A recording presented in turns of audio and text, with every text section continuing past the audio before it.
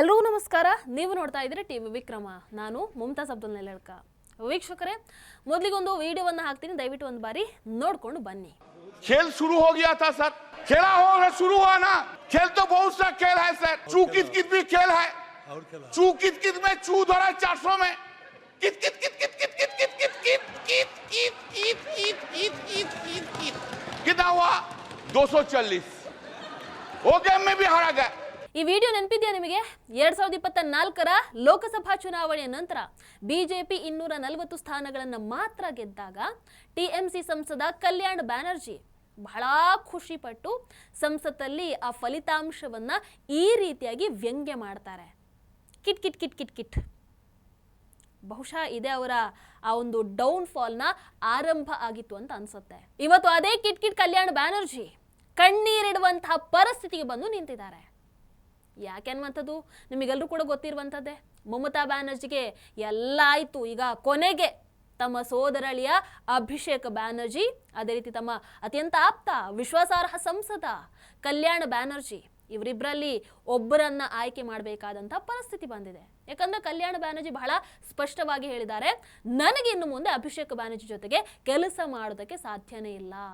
ಅಂದ್ರೆ ಈಗ ಟಿಎಂಸಿಯಲ್ಲಿ ಒಂದು ಅಭಿಷೇಕ್ ಬ್ಯಾನರ್ಜಿ ಇರಬೇಕು, ಇಲ್ಲ ಕಲ್ಯಾಣ್ ಬ್ಯಾನರ್ಜಿ ಇರಬೇಕು. ಆ ಪರಿಸ್ಥಿತಿ ನಿರ್ಮಾಣ ಆಗಿದೆ. ಇಬ್ಬರಲ್ಲಿ ಯಾರು ಬೇಕು, ಯಾರನ್ನು ಉಳಿಸ್ಕೊಳ್ಬೇಕು, ನಿರ್ಧಾರವನ್ನ ಮಮತಾ ಬ್ಯಾನರ್ಜಿನ ತಗೊಳ್ಬೇಕಾಗತ್ತೆ. ಕಲ್ಯಾಣ್ ಬ್ಯಾನರ್ಜಿಲಿ ಒಂದು ವಿಚಾರವನ್ನ ಸ್ಪಷ್ಟಪಡಿಸ್ತಾ ಇದ್ದಾರೆ, ಮಮತಾ ಬ್ಯಾನರ್ಜಿ ಜೊತೆಗೆ ನನಗೆ ಯಾವ ಸಮಸ್ಯೆ ಕೂಡ ಇಲ್ಲ, ಮಮತಾ ಬ್ಯಾನರ್ಜಿ ಅವರ ಜೊತೆಗೆ ನಾವು ಇರ್ತೀವಿ, ಆದರೆ ಅಭಿಷೇಕ್ ಬ್ಯಾನರ್ಜಿ ಜೊತೆಗೆ ನಮಗಾಗಲ್ಲ. ಒಂದು ವೇಳೆ ಅಭಿಷೇಕ್ ಬ್ಯಾನರ್ಜಿಯನ್ನು ದೂರ ಮಾಡದಿದ್ರೆ ನೀವು, ನಾನು ಮಮತಾ ಬ್ಯಾನರ್ಜಿ ಜೊತೆಗೆ ಮುಂದುವರಿಯೋದಕ್ಕೆ ಸಾಧ್ಯ ಇಲ್ಲ ಅಂತ ಎಚ್ಚರಿಕೆಯನ್ನು ಕೊಟ್ಟಿದ್ದಾರೆ.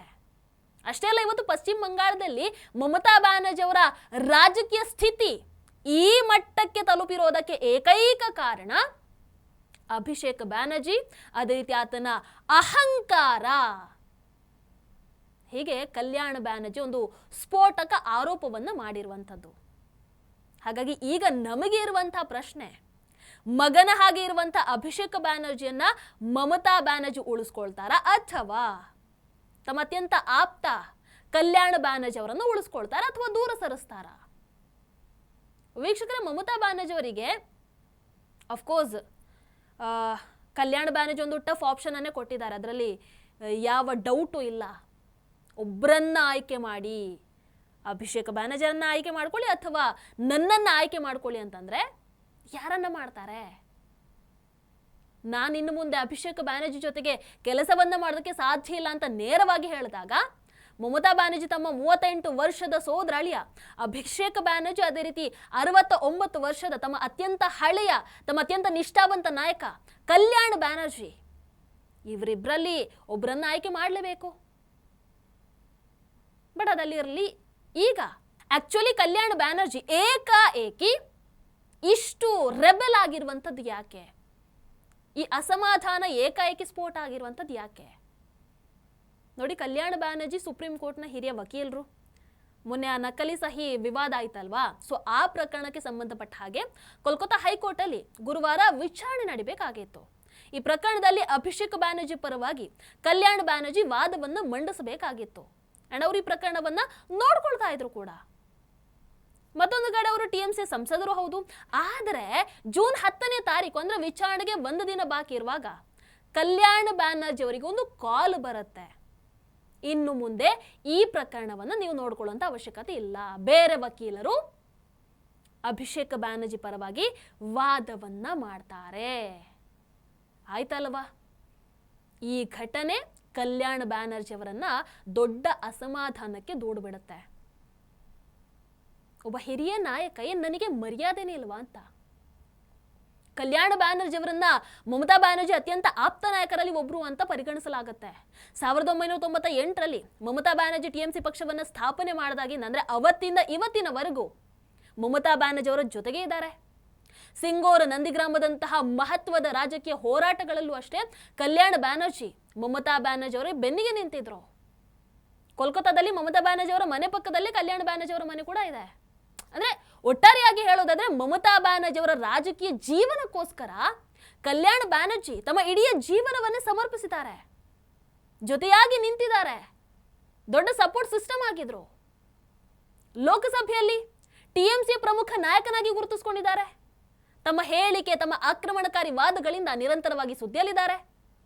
ಬಿಜೆಪಿಯ ವಿರುದ್ಧ ಲೋಕಸಭೆಯಲ್ಲಿ ಟಿಎಂಸಿ ಹೋರಾಟವನ್ನು ನಡೆಸುವಾಗ ಕಲ್ಯಾಣ ಬ್ಯಾನರ್ಜಿ ಪಕ್ಷದ ಪ್ರಮುಖ ಧ್ವನಿಯಾಗಿ ಮುಂಚೂಣಿಯಲ್ಲಿ ಕಾಣಿಸಿಕೊಂಡಿದ್ದಾರೆ. ಒಂದು ರೀತಿಯಲ್ಲಿ ಹೇಳೋದಾದ್ರೆ ಅಭಿಷೇಕ್ ಬ್ಯಾನರ್ಜಿಯ ನಂತರ ಮಮತಾ ಬ್ಯಾನರ್ಜಿ ಅತ್ಯಂತ ನಂಬಿಕೆ ಇಟ್ಟಂತಹ ನಾಯಕರಲ್ಲಿ ಕಲ್ಯಾಣ ಬ್ಯಾನರ್ಜಿ ಕೂಡ ಒಬ್ಬರಾಗಿದ್ರು. ವೀಕ್ಷಕರೇ, ಅಭಿಷೇಕ್ ಬ್ಯಾನರ್ಜಿ ಮಮತಾ ಬ್ಯಾನರ್ಜಿಯ ಕುಟುಂಬದ ಸದಸ್ಯರಾಗಿರೋ ಕಾರಣಕ್ಕೆ ಅಫ್ಕೋರ್ಸ್ ಅವರಿಗೆ ವಿಶೇಷ ಸ್ಥಾನಮಾನ ಸಿಕ್ಕಿರಬಹುದು. ಕುಟುಂಬ ವ್ಯಾಮೋಹ ಬಿಡಕ್ಕಾಗತ್ತೆ. ಆದರೆ ಮಮತಾ ಬ್ಯಾನರ್ಜಿ ತಮ್ಮ ಕೇವಲ 38 ವರ್ಷದ ರಾಜಕೀಯ ಅನುಭವ ಕಡಿಮೆ ಇರುವಂತ ಈ ಸೋದರಾಳಿಯ ಅಭಿಷೇಕ್ ಬ್ಯಾನರ್ಜಿಯನ್ನ ನಿರಂತರವಾಗಿ ಮುಂದೆ ತರ್ತಾ ಇರುವಂತದ್ದು ಈಗ ಪಕ್ಷದೊಳಗೆ ಈ ಮಟ್ಟದ ಅಸಮಾಧಾನಕ್ಕೆ ಕಾರಣ ಆಗ್ತಾ ಇರುವಂತದ್ದು. ಇಲ್ಲಿ ಹೇಗಾಯ್ತು ಅಂತಂದ್ರೆ, ಈ ಅಭಿಷೇಕ್ ಬ್ಯಾನರ್ಜಿ ಅವರಿಗಿಂತ ಅತ್ಯಂತ ವಿದ್ಯಾವಂತರಾಗಿರುವಂತಹ, ಮಮತಾ ಬ್ಯಾನರ್ಜಿ ಅವರಿಗೋಸ್ಕರ ತಮ್ಮ ಇಡೀ ಜೀವನವನ್ನು ಸಮರ್ಪಿಸಿರುವಂತಹ ಹಿರಿಯ ನಾಯಕರಿದ್ದಾರಲ್ವಾ, ಅವರು ಒಳಗೆ ಎಷ್ಟು ನೋವನ್ನು ಅನುಭವಿಸ್ತಾ ಇರಬಹುದು, ಎಷ್ಟು ಅಸಮಾಧಾನವನ್ನು ಹೊಂದಿರಬಹುದು ಅನ್ನುವಂಥದ್ದನ್ನ ಈ 69 ವರ್ಷದ ಕಲ್ಯಾಣ ಬ್ಯಾನರ್ಜಿ ಈ ಮೂಲಕ ದೇಶದ ಮುಂದೆ ತೆರೆದಿಟ್ಟಿದ್ದಾರೆ. ಒಬ್ಬ ಹಿರಿಯ, ಒಬ್ಬ ಅನುಭವಿ ನಾಯಕನಿಗೆ ನೀವು ನನ್ನ 38 ವರ್ಷದ ಸೋದರಳಿಯನಿಂದ ಅಭಿಷೇಕ್ ಬ್ಯಾನರ್ಜಿಯಿಂದ ಆದೇಶವನ್ನು ಪಡ್ಕೊಳ್ಬೇಕು, ಪ್ರತಿಯೊಂದು ಕೆಲಸವನ್ನು ಕೂಡ ಆತನನ್ನ ಕೇಳೇ ಮಾಡಬೇಕು, ಆತ ಏನು ಹೇಳ್ತಾನೆ ಅದನ್ನೇ ಮಾಡಬೇಕು ಅಂತ ಹೇಳಿದ್ರೆ ಅವರಿಗೆಷ್ಟು ಬೇಸರ ಆಗಬೇಡ, ಅವರಿಗೆಷ್ಟು ಅವಮಾನ ಆಗಿರ್ಬೋದು ಊಹೆ ಮಾಡ್ಕೊಳ್ಳಿ. ಅದಕ್ಕೆ ಕಲ್ಯಾಣ ಬ್ಯಾನರ್ಜಿ ಹಲವಾರು ವರ್ಷಗಳಿಂದ ಮನಸ್ಸಲ್ಲಿ ಆ ನೋವು ಇದ್ರೂ ಕೂಡ, ಆ ಅಸಮಾಧಾನ ಇದ್ರೂ ಕೂಡ, ಆ ಆಕ್ರೋಶ ಇದ್ರೂ ಕೂಡ ಅದನ್ನು ಹೊರಗೆ ಹಾಕಿರಲಿಲ್ಲ. ಬಟ್ ಈಗ ಹಾಕಿದ್ದಾರೆ. ಇಷ್ಟು ದಿನಗಳ ಕಾಲ ತಾಳ್ಮೆಯಿಂದ ಇದ್ರು. ಈಗ ಪಕ್ಷ ಎಲ್ಲ ಕಳ್ಕೊಂಡಿದ್ದಾಯ್ತು, ಸೋತಿದ್ದಾಯ್ತು, ಇನ್ನೇನು ತಾಳ್ಮೆ? ಆ ತಾಳ್ಮೆಯನ್ನು ಇಟ್ಕೊಂಡು ಇನ್ನೇನು ಮಾಡೋದು? ಅದಕ್ಕೆ ತಮ್ಮ ಅಸಮಾಧಾನವನ್ನು ಈಗ ಬಹಿರಂಗವಾಗಿ ಹೊರ ಹಾಕ್ತಾ ಇದ್ದಾರೆ. ಮಮತಾ ಬ್ಯಾನರ್ಜಿ ಅವರ ಇವತ್ತಿನ ರಾಜಕೀಯ ಪರಿಸ್ಥಿತಿಗೆ ಅಭಿಷೇಕ್ ಬ್ಯಾನರ್ಜಿ ಅಹಂಕಾರನೇ ಪ್ರಮುಖ ಕಾರಣ ಎನ್ನುವಂಥದ್ದನ್ನ ಒತ್ತಿ ಒತ್ತಿ ಹೇಳ್ತಾ ಇದ್ದಾರೆ.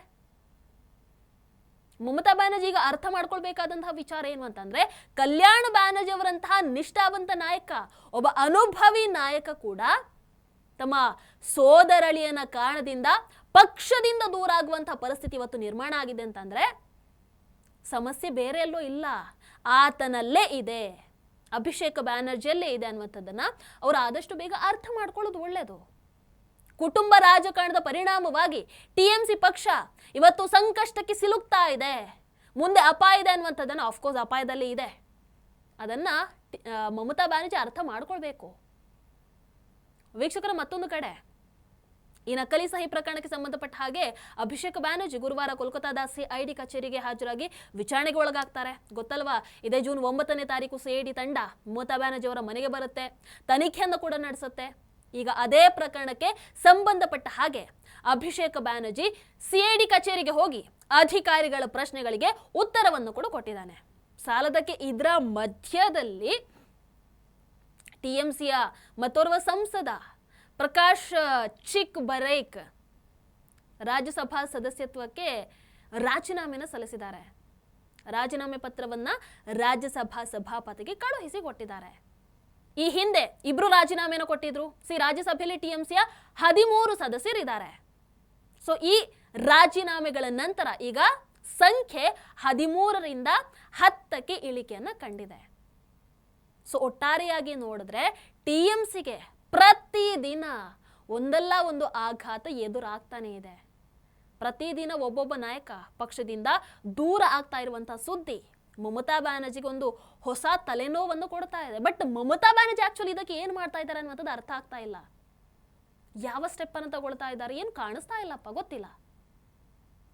ವೀಕ್ಷಕರು, ಇದಕ್ಕೂ ಮೊದಲು ನಮ್ಮ ದೇಶದಲ್ಲಿ ರಾಜಕೀಯ ಪಕ್ಷಗಳು ಹೀಗೆ ಒಡೆದಿಲ್ವಾ ಅಂತ ಕೇಳಿದ್ರೆ ಅಫ್ಕೋರ್ಸ್ ಆಗಿದೆ. ಅನೇಕ ಪಕ್ಷಗಳ ಮೂಲಕ ವೀಕ್ ಆಗಿದ್ದಾವೆ.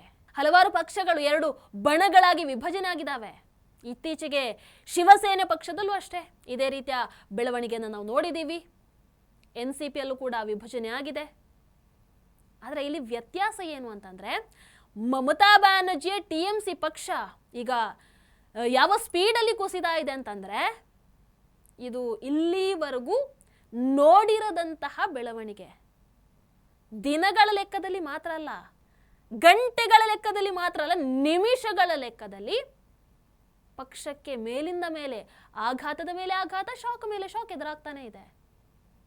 ಹಾಗಾಗಿ ಇಂತಹ ಪರಿಸ್ಥಿತಿಯನ್ನ ಹಿಂದೆ ಯಾವ ಪಕ್ಷದಲ್ಲೂ ನೋಡಿಲ್ಲ. ಮುಂದಿನ ದಿನಗಳಲ್ಲಿ ಮಮತಾ ಬ್ಯಾನರ್ಜಿ ಇದನ್ನ ಹೇಗೆ ಸ್ವೀಕಾರ ಮಾಡ್ತಾರೆ, ಏನು ಮಾಡ್ತಾರೆ, ಯಾವ ರೀತಿಯಾದಂತಹ ಹೆಜ್ಜೆಯನ್ನ ತಗೊಳ್ತಾರೆ, ಪಕ್ಷವನ್ನ ಉಳಿಸ್ಕೊಳ್ತಾರ, ಕಾಂಗ್ರೆಸ್ ಜೊತೆಗೆ ಕೈ ಜೋಡಿಸ್ತಾರ, ಕಾದು ನೋಡ್ಬೇಕಷ್ಟೆ. ನಿಮ್ಮ ಅನಿಸಿಕೆಯನ್ನು ಕಮೆಂಟ್ ಮಾಡಿ. ನಮಸ್ಕಾರ. ಟಿವಿ ವಿಕ್ರಮ, ದೇಶ ನಿಮ್ಮ ಕೈಯಲ್ಲಿ. ಈ ಕಾರ್ಯಕ್ರಮ ನಿಮಗೆ ಇಷ್ಟ ಆಗಿದ್ದಲ್ಲಿ ಲೈಕ್, ಶೇರ್ ಹಾಗೂ ಕಮೆಂಟ್ ಮಾಡಿ. ಟಿವಿ ವಿಕ್ರಮದ ಕಾರ್ಯಕ್ರಮಗಳನ್ನು ನಿರಂತರವಾಗಿ ವೀಕ್ಷಿಸಲು ಸಬ್ಸ್ಕ್ರೈಬ್ ಮಾಡಿ, ಬೆಲ್ ಐಕನ್ ಒತ್ತಿ.